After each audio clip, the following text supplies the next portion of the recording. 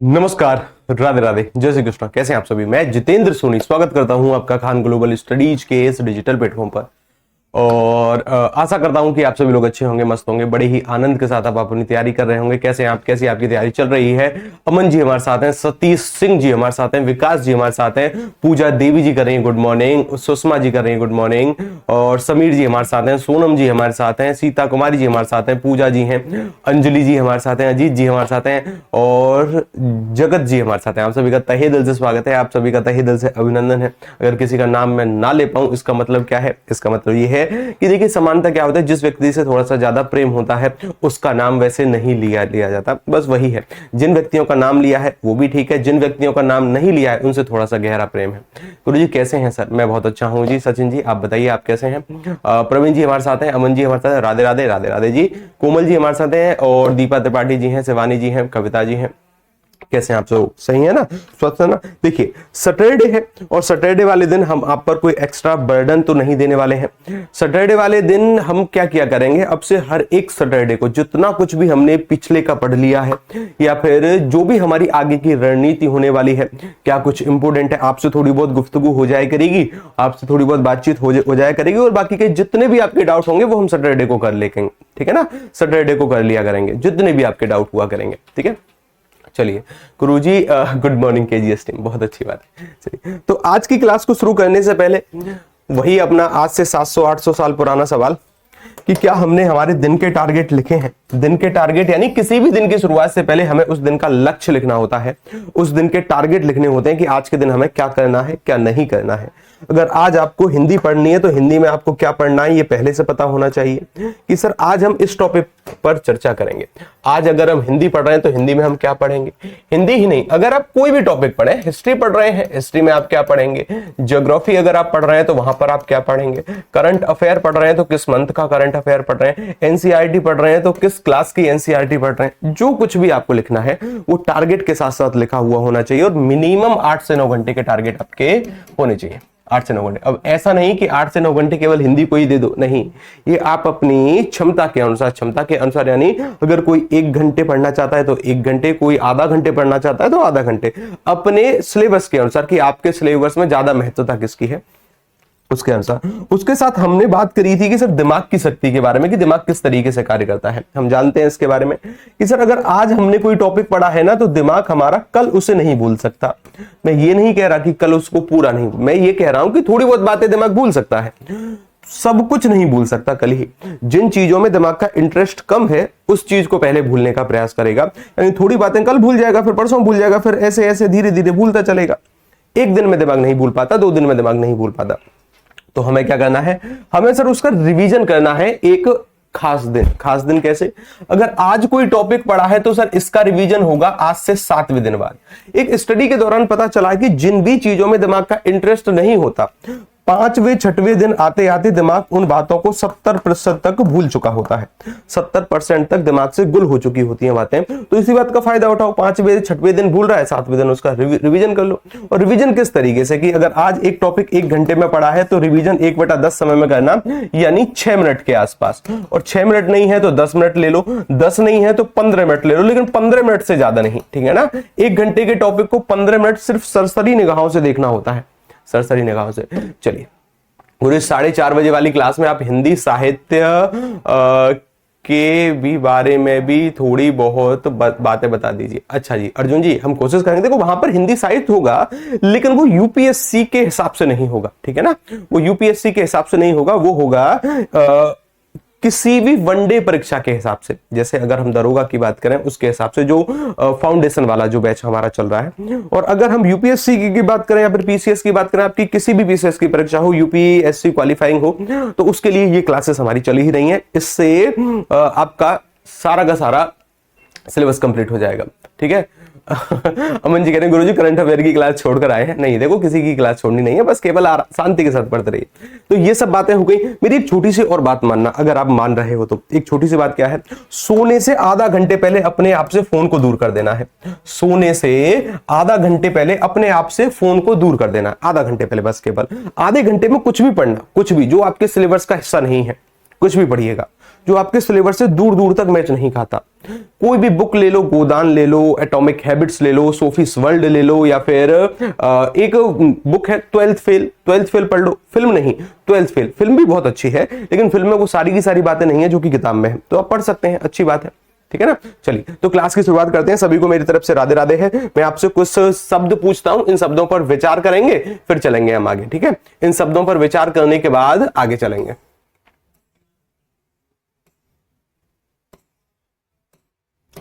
इन शब्दों पर विचार करो जरा, ठीक है, इन शब्दों पर विचार करो। यहां पर 4 शब्द लिखे गए हैं, चारों में क्या कुछ आपको समानता दिख रही है? एक शब्द है तड़ित, एक शब्द है हाटक, एक शब्द है हेम और एक शब्द है हिरण। इस तरीके के हमसे शब्द पूछे जाते हैं कि बताइए इनके 2 पर्यायवाची लिखिए या फिर इनके 3 पर्यायवाची लिखिए। अच्छा, यूपी पीसीएस वाले जो मेंस वाले विद्यार्थी हैं, उनका एक कमेंट आ रहा है कि सर हमें आपकी लाइव क्लासेस चाहिए। देखिए, हमारी जो क्लासेस होती है वो होती है 10:30 बजे। कितने बजे होती है? 10:30 बजे। और 10:30 बजे ना आपके बैच में कोई भी टाइम मतलब स्लॉट खाली नहीं है। आज था तो आज आपकी क्लास लाइव हो रही है। आपके जितने भी डाउट होते हैं, जितने भी डाउट, तो आपके पास ना एक क्वेरी के लिए पोर्टल है, वहां पर आप जितने भी डाउट होते हैं आपके, वो आप मेंशन कर सकते हैं। वो सारे के सारे डाउट मेरे पास आते हैं। ये हर एक विद्यार्थी के लिए है, कि चाहे वो यूपीएससी का हो, चाहे वो पीसीएस का हो, तो ये उसके उन सभी के लिए है। जितने भी आपके डाउट है ना, आप उस क्वेरी बॉक्स में डाल सकते हैं कि सर हमारा ये डाउट है। अगले दिन आकर या फिर हर सैटरडे वाले दिन आकर हम उन डाउटों को कर लिया करेंगे, सॉल्व उनको कर लिया करेंगे कि वास्तव में क्या कंसर्न है, क्या कंसर्न नहीं है, ठीक है ना। चलिए, तो यूपी पीसीएस जो मेंस वाले बच्चे हैं, जरा वो यस में कमेंट करना कि जरा मैं देख पाऊं, जरा मैं देख पाऊं। हाँ, यूपी पीसीएस वाले कहां हो जी आप? यस में करो जरा कमेंट। यूपी पीसीएस मेंस,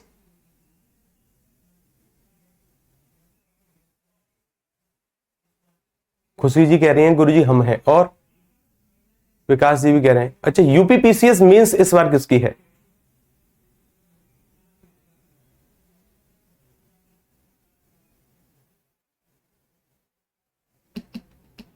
शायद कमेंट नहीं लगाए हैं क्या? चलिए कोई दिक्कत नहीं। देखिए, हम बात करते हैं यहां पर कि एक शब्द है सर तड़ित, एक शब्द है हाटक, एक शब्द है हेम, एक शब्द है हिरण्य।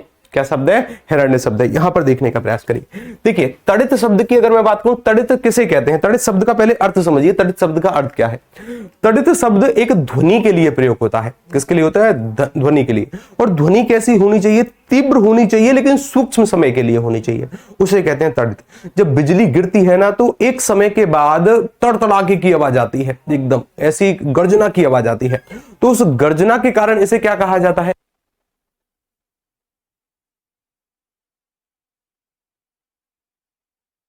चलिए, तड़ित किसे कहते हैं? हम तड़ित कहते हैं सर तड़तड़ाके की आवाज को। किसे कहते हैं? तड़तड़ाके। बिजली को कहते हैं तड़ित। किसको कहते हैं? बिजली को कहते हैं तड़ित। बिजली के साथ साथ और तड़ित किसे कहा जाएगा? बिजली के साथ और सर तड़ित हम कहेंगे, बिजली को कहते हैं गांव। अच्छा, संस्कृत में इसका नाम होता है विद्युत। क्या नाम होता है? विद्युत। विद्युत के साथ और इसे क्या कहा जाता है? बीजुरी कह देते हैं सर गांव देहातों में। बीजुरी के साथ साथ सर क्षण प्रभा। क्षण प्रभा एक अच्छा शब्द है, इस शब्द को जरा लिखकर रखिएगा। कई बार पीसीएस की परीक्षाओं में भी आया है, कई बार यूपीएस, अच्छा यूपीएससी में आया है कि नहीं? हाँ शायद आया है, यूपीएससी ने भी पूछा है। एक शब्द है सर क्षण प्रभा। क्षण प्रभा। क्षण प्रभा जो शब्द है 2 प्रकार के शब्दों से मिलकर बना है। एक शब्द है यहां पर क्षण, और क्षण के साथ जुड़ा है प्रभा, ठीक है ना। क्षण का अर्थ होता है एक पल, एक क्षण, ठीक है ना। और प्रभा का अर्थ होता है एक प्रकाश, प्रकाश पुंज को कह सकते हो, किरण को कह सकते हो प्रभा। तो एक क्षण के लिए जो प्रकाश पुंज उत्पन्न होता है उसे कहते हैं क्षण प्रभा। एक क्षण के लिए जब बिजली गिरती है ना, एक क्षण के लिए उजाला होता है बहुत ज्यादा, ठीक है, क्षण प्रभा। इसके साथ साथ दामिनी जो शब्द है ना, दामिनी, दामिनी शब्द कहा जाता है सर, दामिनी करिएगा, दामिनी शब्द कहा जाता है कि सर एक प्रकार की रोशनी को, दामिनी हम बिजली को भी कहते हैं। और ये जो रोशनी होगी ना, कई सौ के बराबर होगी, कई सौ किरणों के बराबर होगी। तो यहां से एक और शब्द निकल कर आता है सौदामिनी। क्या निकल कर आता है? सौदामिनी, ठीक है जी। सौदामिनी भी एक शब्द निकल कर, ये भी एक अच्छा शब्द है। Bye everyone KGS team and sir. क्या हुआ? क्या हुआ राजीव जी? क्या हुआ? मूड ऑफ है? क्यों मूड ऑफ है जी? क्या हो गया? आदित्य जी कह रहे हैं कि गुरुजी मूड ऑफ है, और राजीव जी कह रहे हैं कि गुरुजी कि हम तो चले। Bye bye KGS team. क्या हुआ? क्या आवाज नहीं आ रही है? आवाज गूंज रही है? गुरु जी हिंदी में बहुत त्रुटि होती है, कैसे सुधारें? केवल प्रैक्टिस। और प्रैक्टिस कैसी? कोई भी हिंदी का पेपर हो आपके पास, उसका जो संपादकीय वाला पेज होता है आधे घंटे पढ़ना है बस, और कुछ नहीं करना है।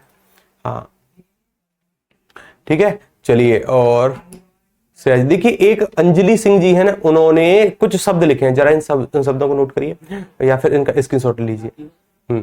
हाँ और अच्छा, उसको उनकी महिला में तो छोड़कर चली गई है, कोई दिक्कत नहीं, चले जाने दो।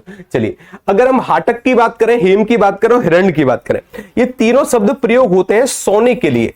किसके लिए? सोना। अब ये सोना कौन है? सोना कोई बाबू सोने वाले की बात नहीं कर रहे हैं, ठीक है ना। जैसे हमारे कंप्यूटर जी जो है ना, वो बड़े प्रसन्न हो रहे हैं कि गुरुजी जिस शब्द का इंतजार था वो आपने लिख दिया। ये कोई बाबू सोना वाला सोना नहीं है, ये सोना एक धातु है और बहुमूल्य धातु है। इसे क्या कहा जाता है? इसे कहा जाता है सर हाटक, इसे कहा जाता है हेम, इसे कहा जाता है हिरण्य।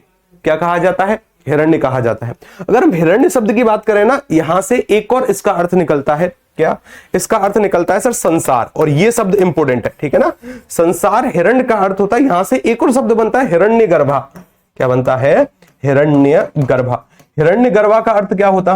क्या होगा? हिरण्य, हाँ कनक भी कहते हैं, ठीक है ना, कनक भी कहते हैं, कनक भी कहते हैं इनको, कनक भी कहते हैं। चलिए, हिरण्य गर्भा का अर्थ क्या होगा? देखिए, हिरण्य शब्द के अर्थ दो होते हैं, एक होता है सर सोना और एक होता है सर संसार। तो यहां पर इसका अर्थ अगर मैं सोना लूं कि सोना जिसके गर्भ में दबा हुआ है, तब तो इसका अर्थ क्या होगा? तब तो इसका अर्थ माता लक्ष्मी भी होगा और तब इसका अर्थ पृथ्वी भी होगा, दोनों अर्थ होंगे। अगर मैं इसका अर्थ संसार लूं कि संसार किसके गर्भ में है, संसार किसके गर्भ में है, तो जो ब्रह्मा जी है ना, ब्रह्मा जी के पास एक कमंडल है और कमंडल में जल की जगह पूरा ब्रह्मांड बसा हुआ है। ये मान्यताएं हैं कि उनका जो कमंडल है उसमें पूरा का पूरा ब्रह्मांड समाहित है। ब्रह्मा जी का पर्यायवाची बनेगा फिर ये, ठीक है ना। किसका बनेगा? ज्यादातर ब्रह्मा जी के पर्यायवाची में ये शब्द प्रयोग होता है। किसके पर्यायवाची में? ब्रह्मा जी के पर्यायवाची में।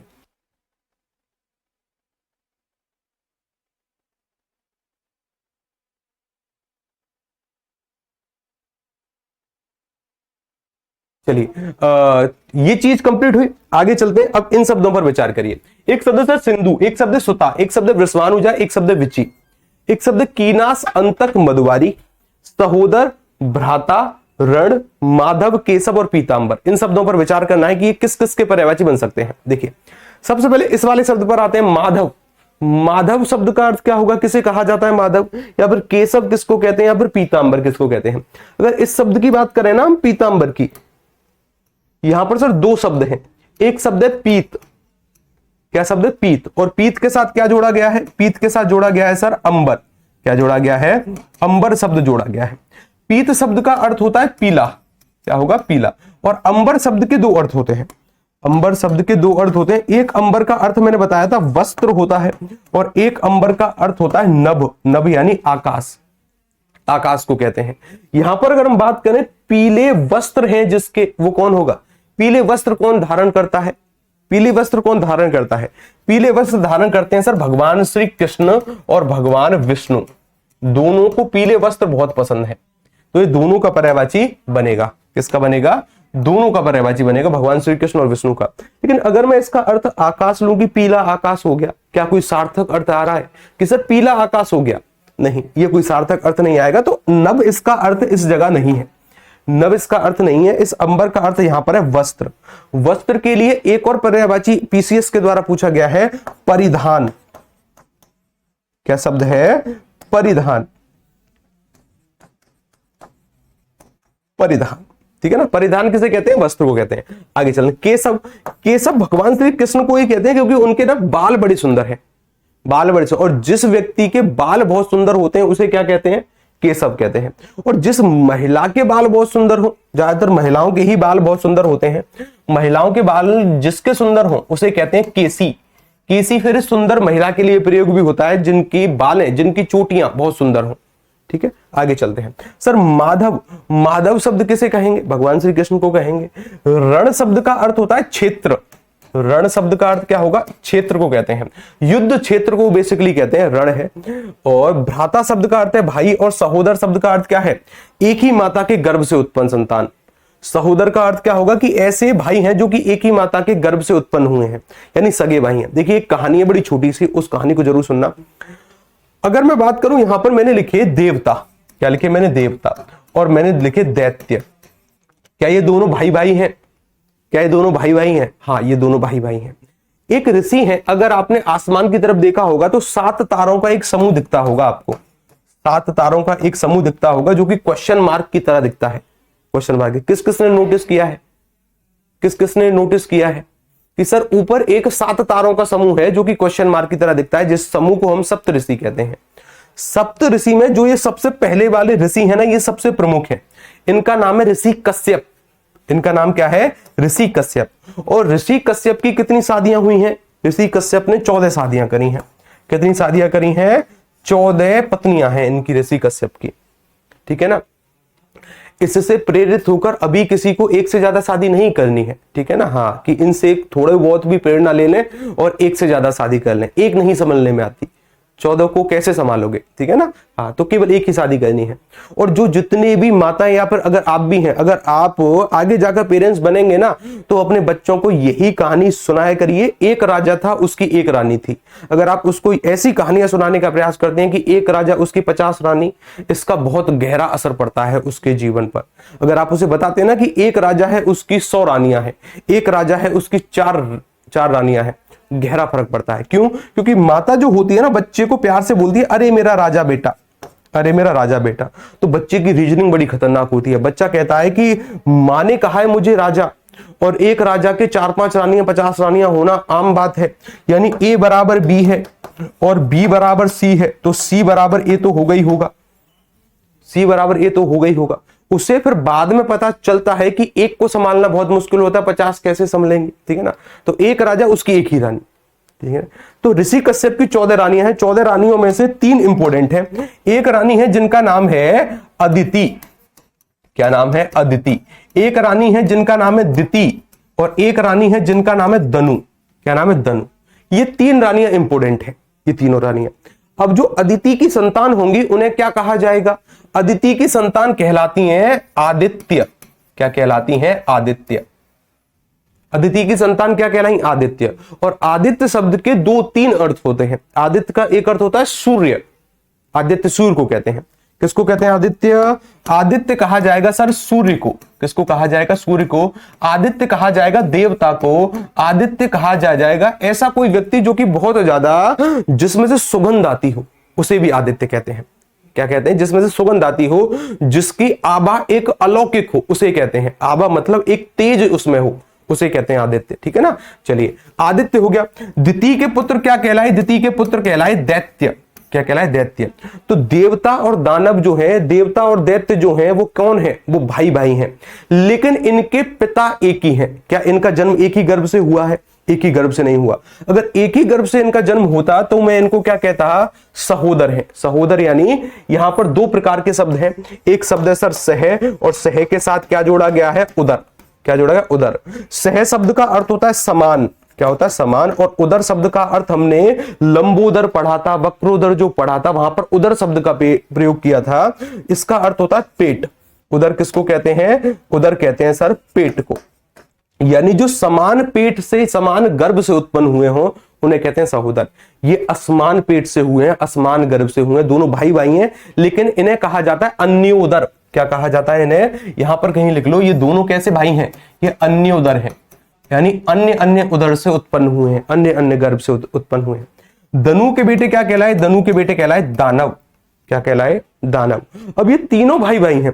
और हाँ, यहां तक ये भी याद रखिएगा कि दैत्य और दानव दोनों अलग अलग हैं, दोनों को एक मत मान लेना, लेकिन इन दोनों के कार्य एक ही हैं, प्रवृत्ति एक ही है, स्वभाव एक ही है। इस स्वभाव एक होने के कारण इनको हम एक ही पर्यायवाची के रूप में पढ़ते हैं। दैत्य को भी और दानव को भी एक जगह मिलाकर हम पढ़ने वाले हैं। ठीक है ना। चलिए, लेकिन अभी के लिए क्या है? अभी के लिए दोनों अलग अलग हैं, दोनों अलग अलग माताओं के गर्भ से उत्पन्न हुए हैं, तीनों ही। ठीक है, अच्छी बात। और इन जो दैत्य और दानव है ना, इनके गुरु होते हैं जिनका नाम है शुक्र।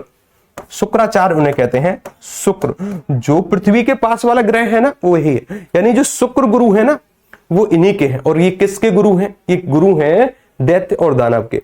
जो हम बात बात में बोलते हैं ना, कि जैसे मानकर चलिए कोई बच्चा गिरने वाला होता है और आप उसे गिरने से बचा लो, तो समानता हमारे मुंह से एक बात बाहर आती है कि शुक्र है नहीं गिरा। क्या बाहर आती है? शुक्र है नहीं गिरा। ये सार्थक शब्द, देखो सार्थक शब्द तो है लेकिन उचित शब्द नहीं है, उचित शब्द नहीं है। शुक्र शब्द का अर्थ क्या होता है? शुक्र शब्द का अर्थ होता है, शुक्र कहते हैं राक्षसों के गुरु को, दैत्यों के गुरु को, और जो देवताओं के गुरु हैं उनका नाम है बृहस्पति। क्या नाम है? बृहस्पति। इन आदित्य के गुरु कौन है? बृहस्पति। तो अब से कोई ऐसा कार्य हो जहां पर शुक्र है कहने का आपको मौका मिले, उसको जरा छोड़कर कहिएगा बृहस्पति है। कुछ दिन के लिए तो अजीब लगेगा, कुछ दिन के लिए अजीब लगने के बाद हो सकता है कि चीजें आसान हो जाए। और हाँ, ये उतना आसान भी नहीं होगा कि कहीं मेरी बातों में आ जाओ और कहीं कह दो, कहीं कह दो, फिर आपका मजाक भी बन सकता है। इसी प्रकार की एक कहानी है। हमारे गांव में ना एक व्यक्ति है जिसका नाम है मोहित। क्या नाम है? मोहित नाम है उसका। हमारे पड़ोस का ही लड़का है, पड़ोस का। इसको ना इंग्लिश सीखने का बहुत शौक हुआ कि मुझे इंग्लिश स्पीकिंग कोर्स करना है। कोर्स करने के लिए दिल्ली आ गए भाई साहब। कहां गए? दिल्ली आ गए। वृंदावन से कहां गए? दिल्ली। वृंदावन के पास एक गांव है छठीकरा, वहां के रहने वाले हैं। वहां से दिल्ली आ गए क्योंकि दिल्ली पास है बहुत ज्यादा। इंग्लिश स्पीकिंग कोर्स किया। 8 महीने इंग्लिश स्पीकिंग कोर्स करने के बाद ये अपने घर चले गए, अपने घर लौट कर आ गए। इंग्लिश सीख लीजिए इन्होंने बहुत अच्छे तरीके से, ठीक है, अच्छे तरीके से। अब अगर ये गांव के किसी व्यक्ति से बात कर रहे थे और बात करते करते ना एक इंग्लिश का शब्द इनकी जुबान पर आ गया, एक्चुअली। क्या आ गया? एक्चुअली। बात करते करते सामान्यता होता है कि आप वो कोई इंग्लिश का शब्द बोलने, एक्चुअली बोल दिया। पूरे गांव में इनका नाम अब एक्चुअली है। अगर आप किसी बच्चे से बात करोगे ना कि एक्चुअली कहां पर है, तो वो सब कुछ आपको बता देंगे कि उसका घर फलाने जगह है, एक्चुअली का घर कहां है, फलाने जगह है, एक्चुअली क्या करता है, एक्चुअली ये करता है। पूरे गांव ने अब उसका नाम क्या कर दिया? एक्चुअली। हमें यही कहने का प्रयास कर रहा हूं कि मेरी बातों में आकर अगर आप शुक्र है की जगह बृहस्पति है कहने लग जाओ ना, तो कहीं ये ना हो कि फिर आपका नाम बृहस्पति है हो जाए। तो थोड़ा बहुत संभल कर, ठीक है। चलिए, एक्चुअली जैसी गलती नहीं करनी है कि गांव में इंग्लिश झाड़ रहे हो, ठीक है ना, फिर पूरा गांव एक्चुअली कहेगा, ठीक है जी। आगे आ जाओ। चलिए, तो रण हो गया। सहोदर और अन्योदर में अंतर पता चला। सहोदर यानी जो एक ही गर्भ से उत्पन्न होते हो, अन्योदर यानी जो अन्य अन्य गर्भ से उत्पन्न होते हो। भ्राता शब्द का अर्थ होता है भाई, ठीक है ना, ये क्षेत्र का पर्यायवाची होगा। इसके साथ अगर बात करें कीनास, अंतक और मधुवारी, ये दोनों अच्छे शब्द हैं। देखिए, अगर मैं कीनास शब्द की बात करूंगा ना, तो कीनास जो शब्द होगा सर, ये यमराज के लिए पढ़ा जाएगा। किसके लिए? यमराज के लिए पढ़ा जाएगा। किसके लिए? यमराज। कीनास किसे कहते हैं? यमराज को कहते हैं। और यमराज किसके बेटे हैं? यमराज किसके पुत्र हैं? किसके बेटे हैं यमराज? गुरु मेंस की क्लास प्री वाली फीलिंग आ रही है मुझे। साजन जी करें गुरुजी मेंस वाली क्लास में प्री वाली। अरे तुम पढ़ते रहो, देखिए ना, तुम चुपचाप से पढ़ते हैं। गुरुजी समझ गए हम सर, समझ गए ना, बहुत अच्छी बात है। आगे आ जाओ। देखिए, अगर मैं कीनास शब्द की बात करूं, कीनास शब्द का अर्थ क्या होगा? कीनास का अर्थ होता है यमराज, जो समूल नाश कर दे, उसे कहते हैं कीनास, ठीक है ना, अच्छी बात है। अंतक शब्द का अर्थ क्या होगा? अंतक कैसे कहते हैं? अंतक कहते हैं यमराज को ही, सूर्य के बेटे हैं। जितने भी सूर्य के पर्यायवाची हैं, सभी के अंत में पुत्र या सभी के अंत में सुत या सभी के अंत में तनय शब्द जोड़ देना है। क्या जोड़ना देना है? कि सर पुत्र शब्द के लिए एक जा का भी उत्पन्न कर सकते हैं हम, कि सूर्य से जो जन्मा हो, जा पढ़ा है ना हमने। इसके साथ साथ सर इसके लिए सुत शब्द का प्रयोग कर सकते हैं, इसके लिए तनय शब्द का प्रयोग कर सकते हैं, इसके लिए पुत्र शब्द का प्रयोग कर सकते हैं कि भाई सूर्य के अंत में जितने भी पुत्र के पर्यायवाची हो सकते हैं सभी को जोड़ दो, सभी इसके पर्यायवाची बनेंगे। उसके साथ साथ मधुवारी किसे कहा जाता है? देखिए, मधु नामक एक राक्षस होता था। यहां पर अंत में अरी शब्द है, पहचान पा रहे हो? अंत में यहां पर सर अरी शब्द जोड़ा गया है। अरी शब्द का अर्थ होता है शत्रु।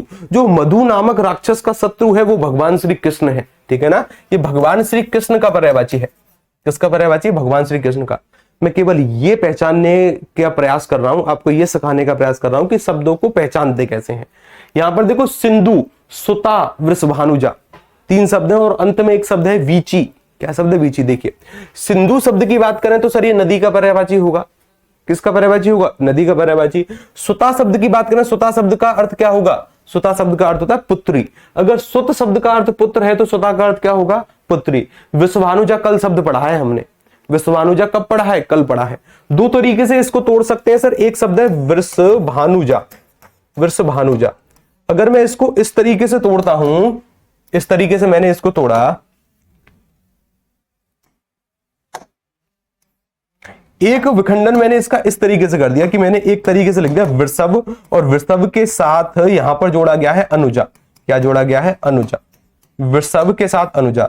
वृषभ शब्द का अर्थ मैंने बताया था बैल होता है, और अनुजा शब्द अनु का अर्थ होता है पीछे, जा मतलब जन्म लेने वाली, पीछे जन्म लेने वाली यानी छोटी बहन का पर्यायवाची होगा, छोटी बहन। और बैल की छोटी बहन कौन होगी? गाय। कौन होगी? गाय। अगर यहां पर बात करें कि सर एक और शब्द है वृषभ, अगर मैं इसको ऐसे तोड़ूं, वृषभ, वृषभानु, वृषभानु, वृषभानु के साथ जा का योग किया गया है, इसको ऐसे भी तो तोड़ सकता हूं, वृषभानु, वृषभानु के साथ जा का योग किया गया। वृषभानु राजा है कहां के? राजा है बरसाना के। मथुरा के अंतर्गत एक गांव है बरसाना, उसके राजा कौन है? वृषभानु जी हैं। और वृषभानु के साथ क्या जोड़ा गया है? वृषभानु के साथ जोड़ा गया है सर जा। जा का अर्थ होता है जन्म लेने वाली, जन्म लेने वाली। तो वृषभानु से किसका जन्म हुआ है? राधा का। एक इसका अर्थ होगा राधा, एक इसका अर्थ होगा राधा। ज्यादातर वृषभानु जा का जो प्रयोग है ना, एक तो गाय के लिए भी होता है, और गाय के साथ साथ देखिए क्या है ना कि राधा जी के जो पर्यायवाची हैं हमारी परीक्षा के हिसाब से उतने इंपोर्टेंट नहीं है, ठीक है ना, उतने इंपोर्टेंट नहीं है। तो कई बार क्या होगा कि राधा जी की जगह अगर वहां पर गोपी शब्द लिखा हुआ है ना, गोपी यानी जो सहेली होती है, उसके लिए भी इस शब्द का प्रयोग हो सकता है, ठीक है। यानी इसका अर्थ है कि वृषभानु राजा से जन्म लेने वाली, तो वहां पर राधा जो है परीक्षा के हिसाब से उतना इंपोर्टेंट तो नहीं है, लेकिन राधा शब्द अगर शास्त्रों के अनुसार माने तो बहुत शक्तिशाली है। अगर यहां पर अगर हम बात करें कि इस शब्द का अर्थ फिर गोपी से लिया जाएगा, क्योंकि अगर हम जब सूरदास जी की बहुत सारी पंक्ति पढ़ते हैं ना, तो वहां पर विश्वानुजा का शब्द कई जगह राधा भी देखने को मिलता है, कई जगह गोपियों के लिए भी यह शब्द प्रयोग किया जाता है, ठीक है, तो याद रखिएगा। तो इस वाले शब्द पर हमने देखा कि विश्वानुजा का अर्थ का वीची किसे कहते हैं। इस सवाल का उत्तर बताने वाले को मेरी तरफ से एक चॉकलेट, एक चॉकलेट की वीची का अर्थ क्या होगा? वीची का अर्थ क्या होगा? एक चॉकलेट।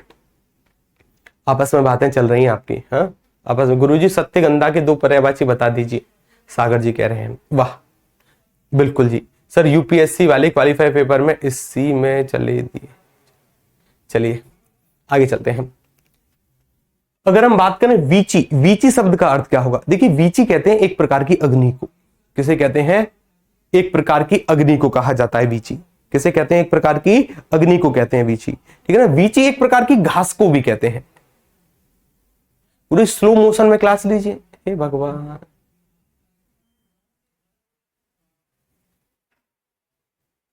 वाह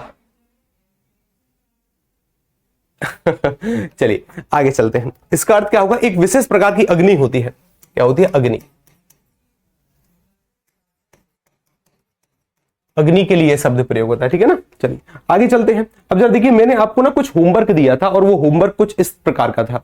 ईमानदारी के साथ बताइए ये नोट्स किस किसने पढ़े हैं? यहां पर कुछ इंपोर्टेंट पर्यायवाची के बारे में हमने उल्लेख किया था कि हाँ भाई ये पर्यायवाची हमें पढ़ने हैं और हर एक परीक्षा के हिसाब से इंपोर्टेंट है।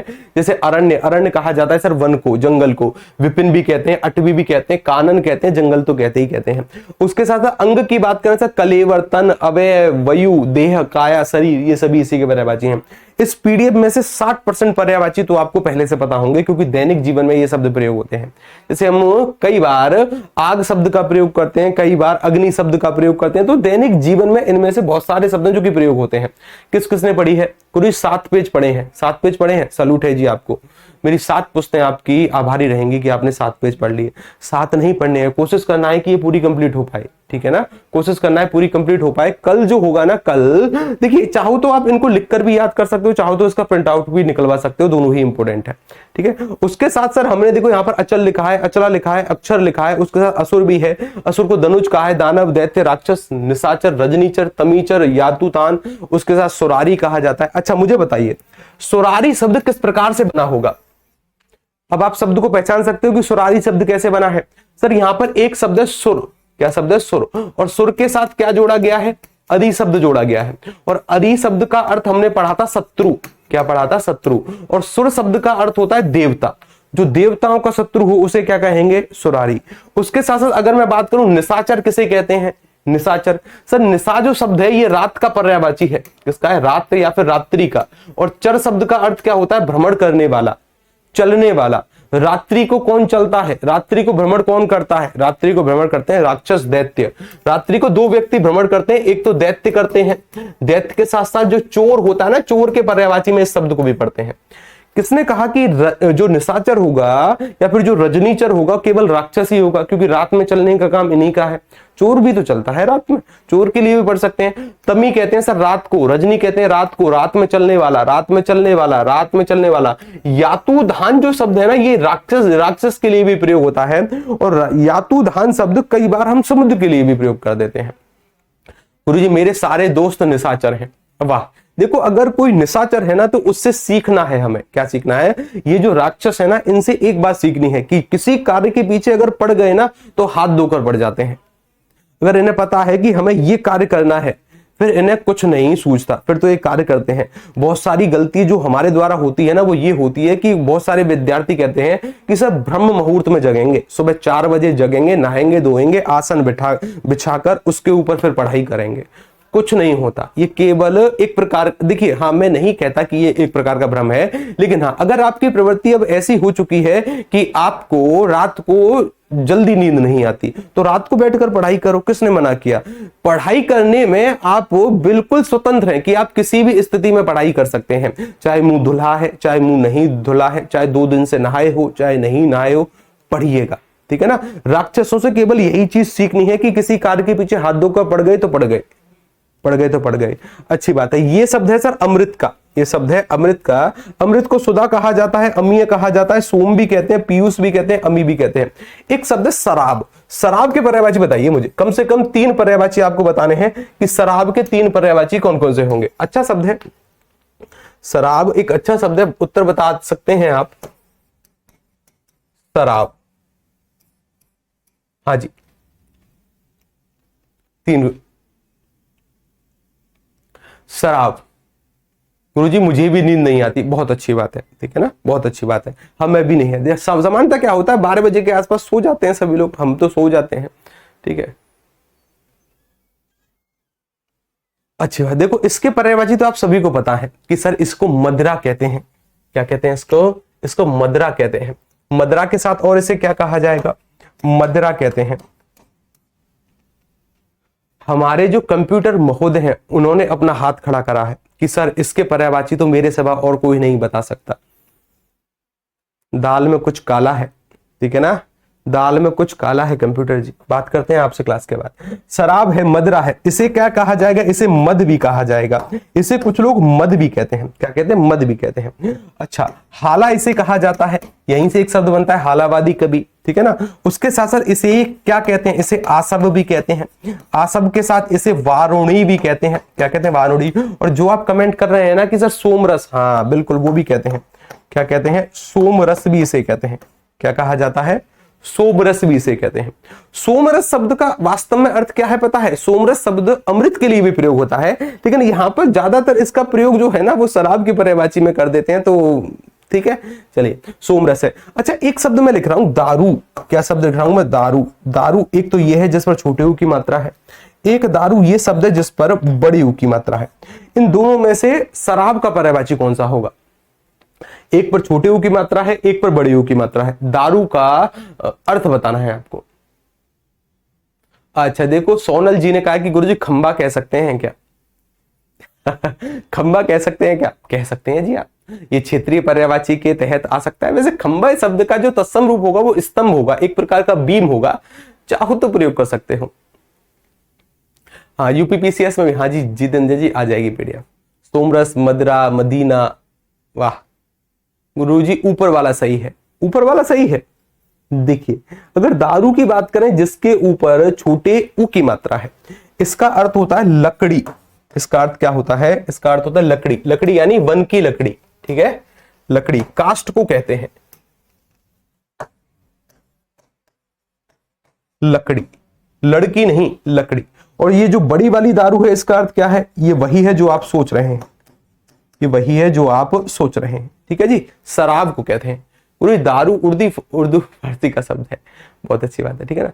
हाँ अच्छा, जो सोनल जी हैं या फिर सोनिया जी हैं उनको बड़ा आनंद आ रहा है कि गुरुजी खंबा कहेंगे, चखना के साथ चाहिए। किसके साथ चाहिए? चखना के साथ। ये भी ठीक है, ठीक है ना। ये जो आपके अंदर स्वभाव है ना, ये अभी प्रिय वाला स्वभाव है, ठीक है, कोई दिक्कत नहीं है, आनंद लेते रहिए आप। लेकिन इस आनंद के साथ पढ़ाई नहीं छोड़ देनी है कि पढ़ाई छोड़ दो, ठीक है। अगर ये क्लास ऑफलाइन तरीके से होती ना तो उसका आनंद बहुत आता, चलिए अभिजात, अभिजात शब्द की बात करें, एक श्रेष्ठ, पूज्य, उच्च, कुलीन। अभिजात शब्द का अर्थ होता है कि सर जो बहुत ही ज्यादा श्रेष्ठ हो या फिर ऐसा कोई व्यक्ति जिसका अच्छे कुल में जन्म हुआ हो, उसे कहते हैं अभिजात। अच्छी बात है। अश्व, अश्व को हम क्या कह सकते हैं? अश्व को सर हम कहते हैं है, बाजी, तुरंग, घोटक, घोड़ा, रविसुत, रविसुत यानी सूर्य का घोड़ा, सूर्य का पुत्र, माफी चाहूंगा, सूर्य का पुत्र। रविसुत कौन है? यही है। इसके साथ साथ सैंदव भी इन्हें कहा जाता है। एक और पर्यायवाची हमने पढ़ा है जो कि अच्छा पर्यायवाची था, आसुग। आसुग शब्द का अर्थ क्या होता है? सर ये दो प्रकार के शब्दों से मिलकर बनता है। एक शब्द है यहां पर आंसू, क्या शब्द है? आंसू। और आंसू के साथ सर एक शब्द जोड़ा गया है ग, एक शब्द नहीं है ये, एक प्रकार का पद है जो इसको जोड़ा गया है, यानी गा का अर्थ क्या होता है? गमन करना यानी चलना। आंसू शब्द का हम पढ़ चुके हैं, अर्थ शीघ्र होता है, जो शीघ्रता से चलता हो। ये दो का और पर्यायवाची बनता था कि एक तो बनता था बाण का कि सर बाण शीघ्रता से चलता है, और बाण के साथ साथ घोड़ा एक स्थान से दूसरे स्थान पर शीघ्रता से चलता है। दोनों का पर्यायवाची हुआ करता था। अधर की बात करें, होठ है, ओठ है, या फिर रजस छंद है, उसके साथ रदपुद है, ये सभी इसके लिए है। ठीक है, आगे चलते हैं। यहां पर ये सभी शब्द या तो आपको प्रिंट करवा कर अपने पास रखने थे, पढ़ने हैं। अर्जुन की बात करें तो ये सभी शब्द पढ़ चुके हैं हम अर्जुन के। विजय शब्द का अर्थ क्या होता है? विक्ट्री। और विजय शब्द धनुष का भी पर्यायवाची होता है, कर्ण के धनुष का नाम है। ठीक है, कर्ण के धनुष का नाम है, बता दिया है। अर्थ की अभिप्राय, अर्थ, धन, हेतु, अरुण को सर सिंदूर, सूर्य भी कहते हैं। उसके साथ अगर हम यहां पर बात करें, ये देखिए कुछ और शब्द है, इन पर विचार करिए। एक शब्द है जी ये रहा, एक शब्द है ये रहा। इन सभी शब्दों पर विचार करिए, सोचो ये शब्द कैसे बने हैं, और सभी के सभी लगभग उपपद से बने हैं। एक उपपद हमने पढ़ा है सर, कौन सा? एक पढ़ा है जा। जा का अर्थ क्या होगा? जन्म लेना। जा का अर्थ क्या होता है? जन्म लेना। और गा का अर्थ क्या होता है? गा का अर्थ होता है गमन करना। क्या करना? गमन करना। अगर मैं यहां से गमन करना यानी चलना, अगर यहां से एक शब्द बना दूं जग, जग शब्द का अर्थ क्या होगा? ये एक ऑफलाइन विद्यार्थी ने हमसे पूछा, जब ये ऑफलाइन क्लास चल रही थी, यानी अभी नहीं, कुछ महीने पहले, ये एक ऑफलाइन विद्यार्थी ने पूछा कि बताइए सर, आपने बताया कि जा का अर्थ जन्म लेना होता है, एक प्रकार का उपपद है। गा की बात करें, गा का अर्थ होता है गमन करना यानी चलना, तो जग शब्द का अर्थ क्या होगा? जग शब्द का अर्थ क्या हो सकता है? जग शब्द का अर्थ क्या होगा? अगर इस जग शब्द की बात करें तो सर जग शब्द का अर्थ होता है कहीं ना कहीं विश्व से। किससे होता है? विश्व से, संसार से। ठीक है ना? हाँ, लेकिन यहां पर तो सर ये जा भी है और गा भी है, जन्म लेना और चलना, शायद इसका ये अर्थ हो सकता है क्या? हो सकता है, लेकिन वो फिर भाव के आधार पर हम अर्थ निकालेंगे। जो मूल शब्द होते हैं ना, मूल शब्द, मूल शब्द में हम चयन नहीं कर सकते कि यहां पर उपपद है कि नहीं। जैसे एक शब्द मैंने लिखा था कमल, क्या लिखा था? कमल। अब कमल मूल शब्द है, कमल मूल शब्द है, क्या यहां पर भी हम ला का अर्थ लेंगे लाने वाला? ऐसा तो नहीं करेंगे सर। जो मूल शब्द होते हैं ना, उनमें इसका अर्थ कुछ नहीं होता, जो बाद में जोड़े जाते हैं। जैसे बाद में सर यहां पर जोड़ा गया उरग, उरग। इस शब्द की बात करें सर, यहां पर दो प्रकार के शब्द हैं, इन दोनों को शब्दों को देखिएगा। एक शब्द है उर और एक शब्द है सर ग। उर शब्द का अर्थ हम पढ़े हैं सर हृदय, इस शब्द का अर्थ होता है, और गा का अर्थ होता है चलना। गा का अर्थ क्या होता है? चलना, जो हृदय से चलता हो। और हृदय से कौन चलेगा? छाती के बल कौन चलेगा? छाती के बल चलता है सर कौन? छाती के बल सर सर्प चलता है, केंचुआ और जोक, जितने भी ऐसे जानवर हैं, ऐसे प्राणी हैं जो कि रेंग कर चलते हैं, छाती के बल चलते हैं, सभी उरग हैं, सभी उरग हैं। इस जग शब्द का अर्थ संसार होता है। खग शब्द का अर्थ क्या होगा? सर ये दो प्रकार के उपपद से मिलकर बना है खग शब्द। एक है सर यहां पर खा, और खा के साथ क्या जोड़ा गया है? ग। खा का अर्थ बताया था आकाश होता है, नभ होता है, और गा का अर्थ होता है गमन करना, चलना, गमन करना, चलना। तो खग कहते हैं सर जो आकाश में चलता हो। और आकाश में कौन चलेगा? आकाश में सर पक्षी ही उड़ते हैं, आकाश में सर ग्रह आदि उड़ते हैं। ग्रह यानी जितने भी ग्रह हैं हमारे, जैसे पृथ्वी एक ग्रह है, तो ये वाला ग्रह लिखना। इन दोनों में बड़ा अंतर होता है, एक ग्रह ये है और एक गृह ये है, दोनों में अंतर है।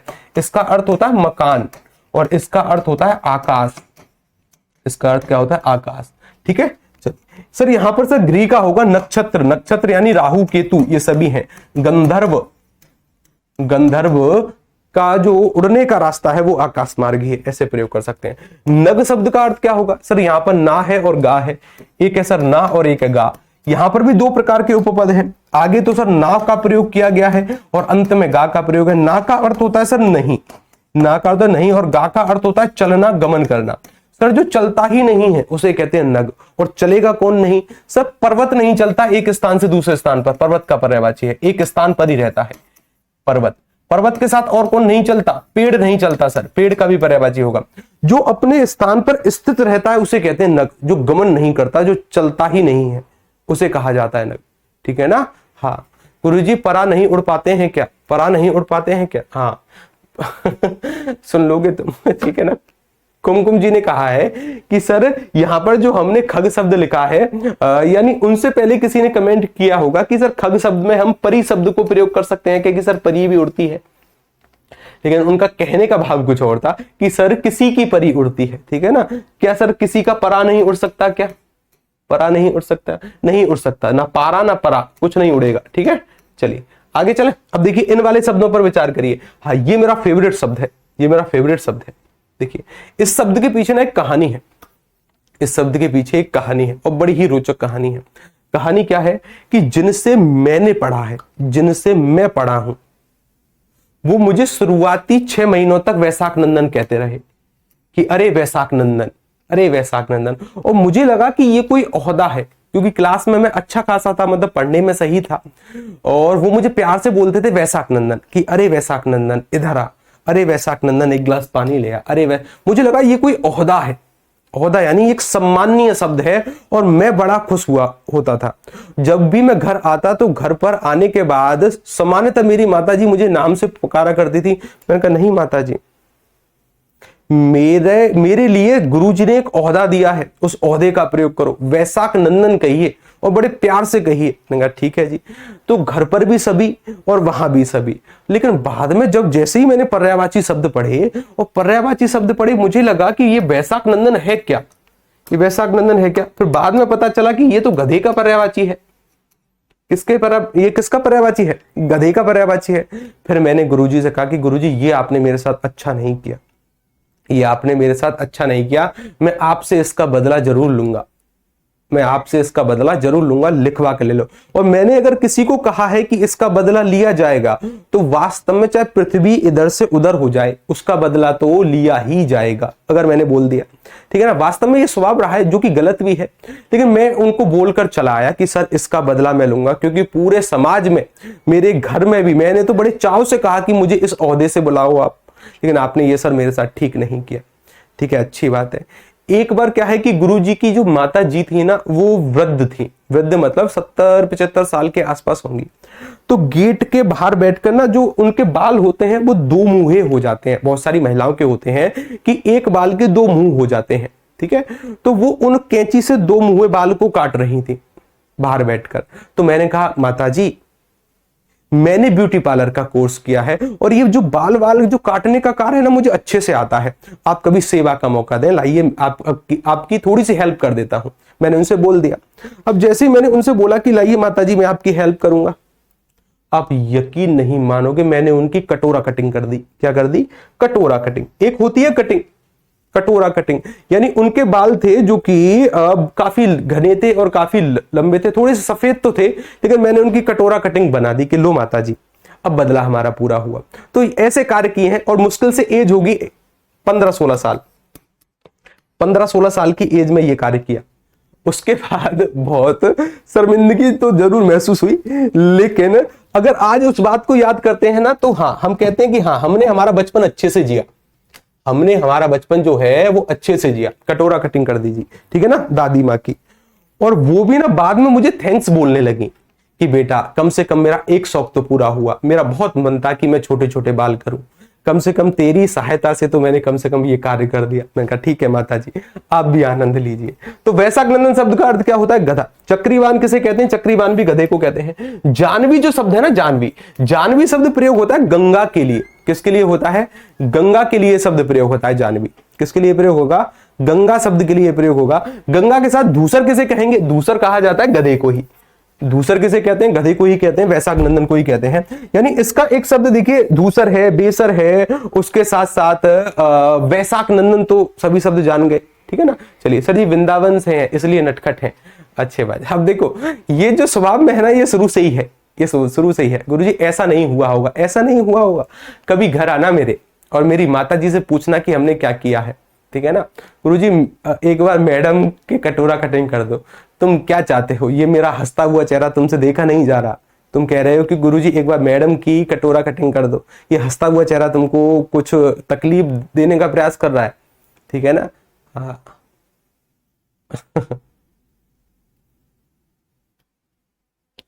गुरुजी मैं लाइब्रेरी में बैठी हूँ, हंसी आ रही है। ये भी ठीक है, ये भी ठीक। चलिए इसका सटीक अर्थ देखिए, इसका अर्थ क्या, इन सभी शब्द के अर्थ जानवी को सर हम नदी का भी पर्यायवाची मान सकते हैं। वैसे गंगा का पर्यायवाची होता है, सुरसता इसे कहते हैं, विष्णुपदी इसे कहते हैं, और भी कई पर्यायवाची होते हैं। इन शब्दों पर विचार करिए। कुछ और शब्द है, एक शब्द है सर समीर, वात, अनिल और अनल। ये दो शब्द ना बहुत फेमस हैं, पता नहीं क्यों, लेकिन परीक्षा में ज्यादातर आते हैं ये दोनों शब्द। एक शब्द है सर अनिल, क्या शब्द है, एक अनिल। कल हम नए टॉपिक पर बात करेंगे, ठीक है ना, कल हम नए टॉपिक पर बात करेंगे। कल नया जो टॉपिक होगा वो होगा इसी प्रकार का समशुद्ध भिन्नार्थक शब्द। हमारी परीक्षा में कई बार ऐसे समशुद्ध भिन्नार्थक शब्द आते हैं जिनका अर्थ, जिनका देखो जो सुनने में तो एक जैसे लगेंगे लेकिन अर्थ अलग अलग होगा। कल इन्हीं पर बात होगी। जैसे एक शब्द लिख दिया मैंने तर्क, और एक शब्द लिख दिया तक्र, एक शब्द लिखा सुरभि।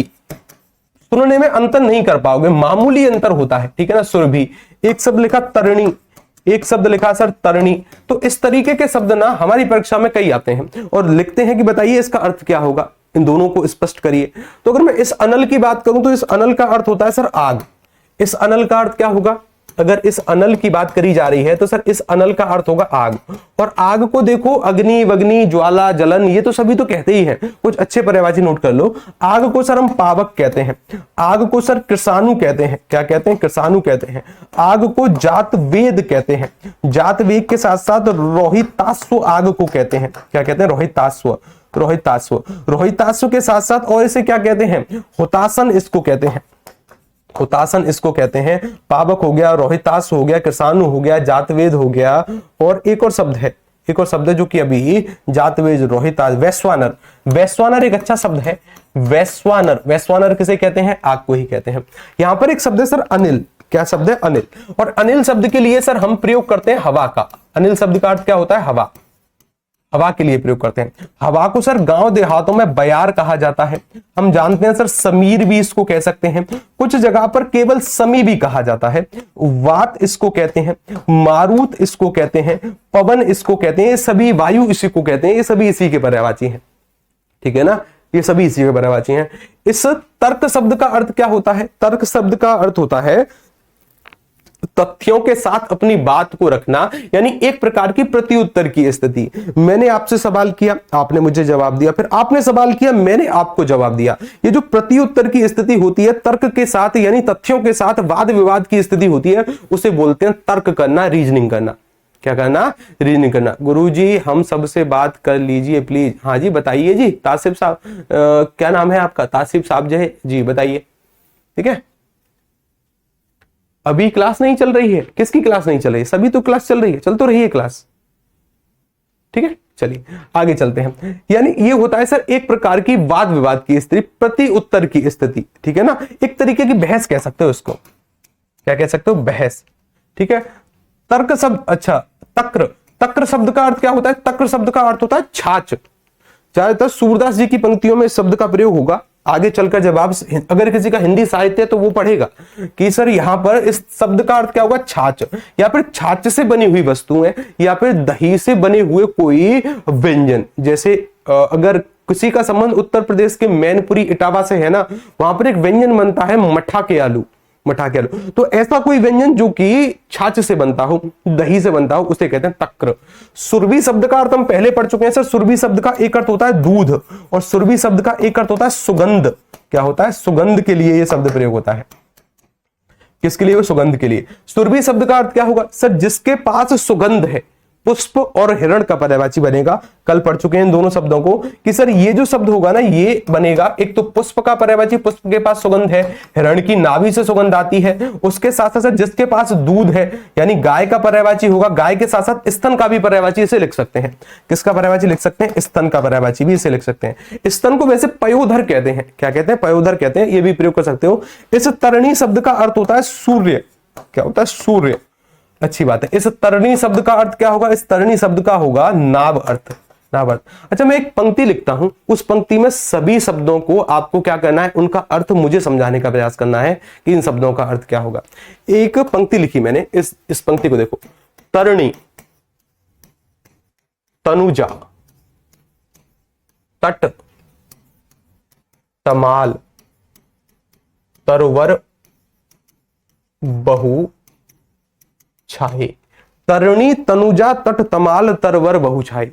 ये वास्तव में अनुप्रास अलंकार है, लेकिन अलंकार से अभी हमारा संबंध नहीं है। लेकिन अभी हमें क्या करना है, इसका केवल हमें अर्थ देखना है कि इन शब्दों का अर्थ क्या है और किस तरीके से किसी भी पंक्ति का पर्यायवाची की सहायता से अर्थ कैसे हम लेते हैं। इस तरणी शब्द को अभी अभी हमने पढ़ा। तरणी शब्द का अर्थ क्या होता है, यहां देखो, तरणी शब्द का अर्थ क्या होता है, इस जहां पर छोटी ई की मात्रा है सूर्य, जहां पर बड़ी ई की मात्रा है उसका नाभ। तो इस पहले वाले शब्द का तो अर्थ सर हमें पता चल गया। इस पहले वाले शब्द का अर्थ क्या होगा सर, इसका अर्थ होगा सूर्य। इसका अर्थ क्या होगा, सूर्य। यहां पर एक शब्द है सर तनुजा, यहां पर ध्यान से देखोगे तो अंत में जा शब्द जोड़ा गया है। जा शब्द का अर्थ क्या होता है सर, केवल जा होता तो इसका अर्थ होता जन्म लेने वाला, और बड़ा वाला जा जोड़ा गया है, इसका अर्थ होता है जन्म लेने वाली। दो शब्द हैं यहां पर, एक शब्द है सर तनु, और तनु के साथ क्या जोड़ा गया है, जा। तनु शब्द का अर्थ होता है शरीर, क्या होता है, शरीर, और जा मतलब जन्म लेने वाली, जन्म लेने वाली। अब देखो जरा ध्यान से देखो, इस शब्द का अर्थ है सूर्य, सूर्य के शरीर से जन्म लेने वाली, यानी सूर्य की पुत्री के बारे में जानकारी है, सूर्य के शरीर से जन्म लेने वाली। तो सूर्य के शरीर से जन्म किसका होता है, यमुना। सूर्य की बेटी कौन है, सूर्य की बेटी दो है, एक तो यमुना है और एक ताप्ती नदी है, दो बेटियां सूर्य की। लेकिन यहां पर इसका अर्थ क्या है, सूर्य के शरीर से जन्म लेने वाली। तट शब्द का अर्थ होता है सर किनारा, तट किसको कहते हैं, किनारे को, किनारा। तमाल किसका नाम है, देखो तमाल जैसे मैंने कहा नीम का पेड़ है, बबूल का पेड़ है, आम का पेड़ है, इस तरीके से ये एक पेड़ का नाम है कि तमाल भी एक पेड़ होता है।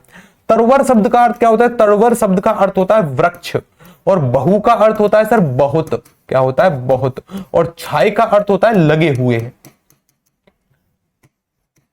लगे हुए हैं, लगे हुए हैं। अब देखो इस पंक्ति का अर्थ निकालने का प्रयास करो कि तरणी, तनुजा, तट, तमाल, तरवर, बहु छाये, यानी सूर्य के शरीर से जन्म लेने वाली अर्थात यमुना, यमुना के किनारे तमाल नामक वृक्ष बहुत लगे हुए हैं।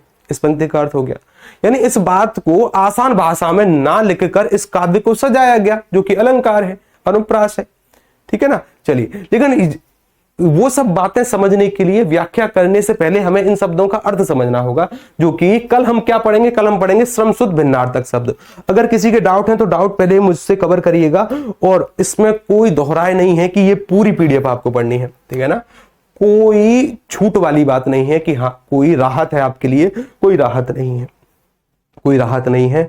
ये पूरी पीडीएफ पढ़नी, और जिस भी शब्द का अर्थ समझ में नहीं आता उस शब्द को क्या करना है, आपके पास डाउट पोर्टल है, उस डाउट पोर्टल में वो शब्द लिखकर वहां पर पेस्ट करना है और अपना कंसर्न बताना है कि सर इस शब्द का अर्थ क्या होगा।